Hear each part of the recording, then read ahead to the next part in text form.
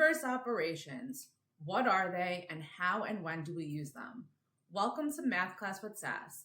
My name is Jillian and I make math make sense.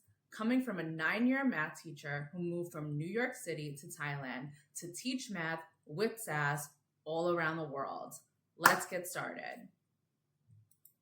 So what does the word inverse mean? Inverse means the opposite. And we actually see examples of this in our everyday lives. What are some inverses that you know of? Think about on and off, hot and cold, up and down.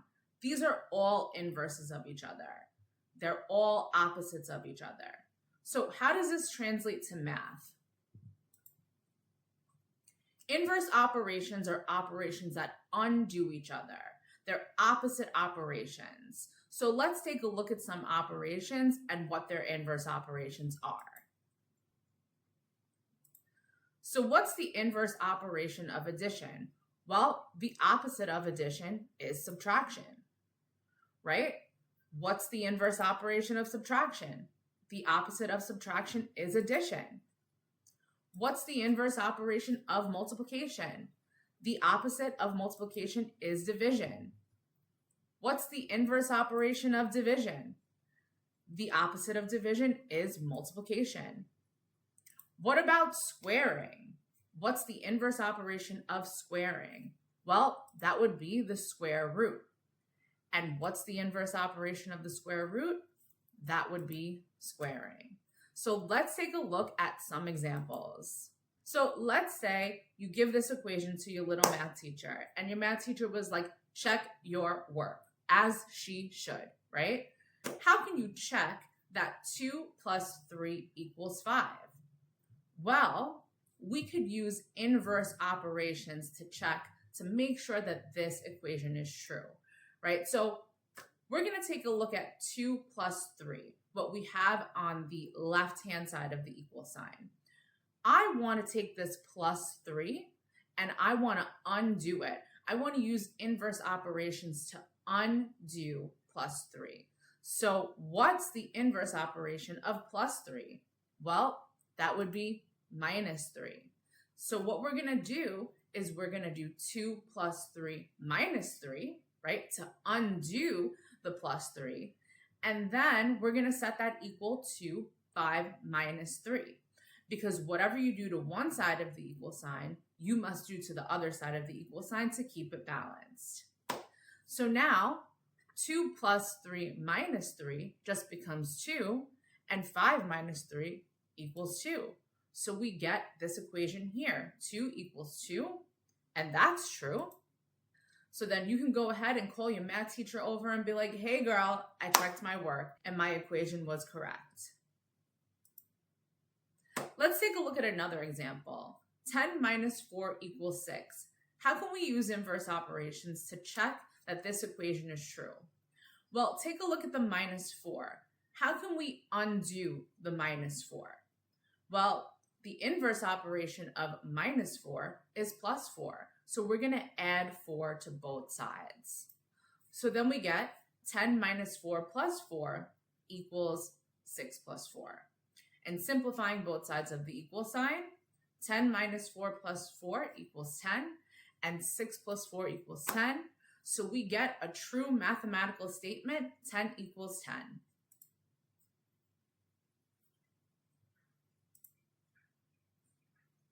Let's take a look at a multiplication example. 6 times 3 equals 18. Let's undo the times 3 to check our work.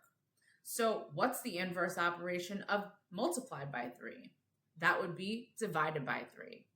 So we'll do 6 times 3 divided by 3 equals 18 divided by 3. That becomes 6 equals 6, which is a true statement. So our equation is true. And let's take a look at a division example. 12 divided by 2 equals 6.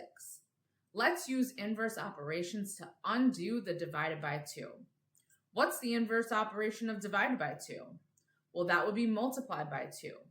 So we'll multiply both sides of the equal sign by 2. we get 12 divided by 2 times 2 equals 6 times 2. And that simplifies to 12 equals 12, which is a true statement, which means our equation was true.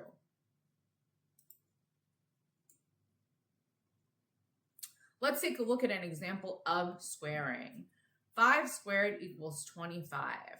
How can we check to see that our equation is true? Well, what's the inverse operation of squaring something? That would be taking the square root. So we'll take the square root of both sides. Now, the square root of anything squared is that thing that you're squaring, right? So since we're squaring 5, the square root of 5 squared is 5. And the square root of 25 is 5. So we get 5 equals 5, which in fact is a true statement. And one more example, let's take a look at a square root problem. The square root of 49 equals 7. How can we check to see that this equation is true? Well, what's the inverse operation of the square root? That would be squaring. So we're going to square both sides of the equal sign. We get the square root of 49 squared equals 7 squared. Now, the square root of anything squared is just that, anything. So that's just whatever's inside the radical. So since we have 49 inside the radical and we're squaring it, we get 49 equals 49, which is in fact a true statement. So that means our equation was correct. So you guys have some homework. Yes, I'm assigning you homework. And that is to like, comment, share, and subscribe. Thanks for watching and stay tuned for the next lesson with Math Class with Sass.